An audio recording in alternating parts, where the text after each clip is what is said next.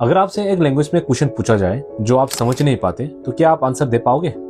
नहीं ना। उसी तरह त्रिपुरा में एक प्रॉब्लम चल रहा है, वो है कॉकब्रोक स्क्रिप्ट को लेकर। कॉकब्रोक त्रिपुरा का एक इंडिजिनियस लैंग्वेज है, लेकिन कई सदियों पहले इसका जो स्क्रिप्ट जो है वो विलुप्त हो चुका। तो बंगाल इन्फ्लुएंस की वजह से त्रिपुरा में जो है बंगाली भाषा और बंगाली लिखित का उपयोग होने लगा, जो पूरी तरह से जायज भी था एक्चुअली। लेकिन आज के टाइम में बहुत सारे लोग और बहुत सारे बच्चे इंग्लिश मीडियम में पढ़ रहे हैं, जो रोमन स्क्रिप्ट में लिखना और रोमन स्क्रिप्ट में पढ़ना वो लोग कंफर्टेबल फील करते हैं। लेकिन बच्चों के बोर्ड एग्जाम के क्वेश्चन पेपर में आज भी कॉकब्रोक के जो स्क्रिप्ट जो है वो बंगाली स्क्रिप्ट में लिखा आता है, जिससे बहुत सारे कॉकब्रोक स्पीकिंग स्टूडेंट्स को बहुत प्रॉब्लम होता है क्वेश्चन को समझने में और उसका आंसर देने। हालांकि बोर्ड ने स्टूडेंट्स को रोमन स्क्रिप्ट में आंसर लिखने का परमिशन दिया है, लेकिन अगर आपको क्वेश्चन ही समझ में नहीं आएगा तो आप आंसर कैसे लिखेंगे? ये सिर्फ एक स्टूडेंट का प्रॉब्लम नहीं है, हालांकि हजारों कॉकब्रोक स्पीकिंग स्टूडेंट्स जो इंग्लिश मीडियम में पढ़ रहे हैं उनका स्ट्रगल। बहुत सालों से कॉकब्रोक लैंग्वेज को रोमन स्क्रिप्ट में पढ़ना और लिखने के लिए ये डिमांड आते रहा है, लेकिन अभी तक इसका कोई भी समाधान नहीं है। हालांकि स्क्रिप्ट बदलने से लैंग्वेज नहीं बदल जाता,